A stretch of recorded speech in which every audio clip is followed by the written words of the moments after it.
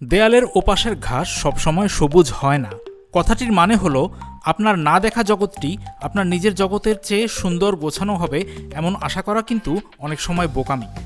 ছিনতাইয়ের শিকার হয়ে সব খোয়ানো মানুষটি রাগে দুঃখে পরিবার নিয়ে ইউরোপ আমেরিকা চলে যাওয়ার পরিকল্পনা করতেই পারেন, সুযোগ থাকলে চলে যেতেও পারেন। কিন্তু পশ্চিমের দেশগুলোতে সবসময় বেহেশতি হাওয়া বয় না, এটা মনে রাখা ভালো। ইউরোপ জুড়ে প্রতি 5টি ফোন চুরির অভিযোগের মধ্যে প্রায় 2টি ওঠে যুক্তরাজ্যে। দেশটিতে মোবাইল ফোন পকেটমারির প্রায় অর্ধেক ঘটনা শুধুমাত্র লন্ডনেই হয় বলে জানা গেছে। খবরটি এসেছে টাইমসে। মার্কিন বীমা কোম্পানি স্কয়ার ট্রেডের সংকলিত তথ্য ব্যবহার করে খবরটি তারা প্রকাশ করেছে। 12টি ইউরোপীয় বাজার জুড়ে জরিপ চালিয়ে স্কয়ার ট্রেড বের করেছে সমস্ত মোবাইল ফোন চুরির 39% যুক্তরাজ্যে ঘটেছে। প্রতিবেদন অনুসারে 2021 সালের জুন থেকে ব্রিটেনে মোবাইল ফোন চুরির দাবি 425% বেড়ে গেছে। এসবের 42%ই লন্ডনে ঘটেছে। বার্মিংহামে দ্বিতীয় সর্বোচ্চ চুরির অভিযোগ জমা পড়ার রেকর্ড রয়েছে। যুক্তরাষ্ট্রের 1 নম্বর জিম চেইন গোল্ডস জিম এখন আবারও বাংলাদেশে।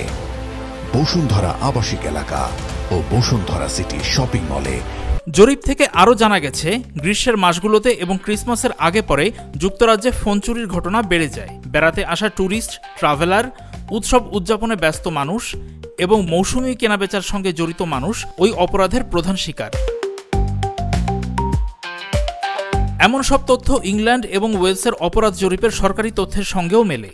ওইসব সরকারি তথ্য বলছে 2024 সালের ডিসেম্বরে পকেটমারের মতো অপরাধ 50% বেড়ে গেছে। প্রায় 4,83,000 চুরির ঘটনার কথা বলা হচ্ছে।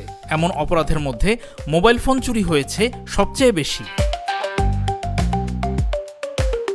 এই বছরের শুরুতে প্রকাশিত কম্পেয়ার দ্য মার্কেটের চালানো আরেকটি গবেষণায় দেখা গেছে 2024 সালে লন্ডনে 70,000-এরও বেশি ফোন চুরি হয়েছে।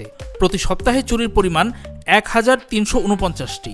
হিসেব করে দেখা গেছে এভাবে লন্ডনবাসীর ক্ষতির পরিমাণ 70 মিলিয়ন পাউন্ডে পৌঁছাতে পারে। মেট্রোপলিটন পুলিশের মতে লন্ডনের সমস্ত ফোন চুরির প্রায় 40% ওয়েস্টমিনিস্টার এবং ওয়েস্ট এন্ডে ঘটে থাকে। ব্রিটেন দীর্ঘদিন ধরে অবৈধ অভিবাসন ঠেকাতে লড়াই করছে।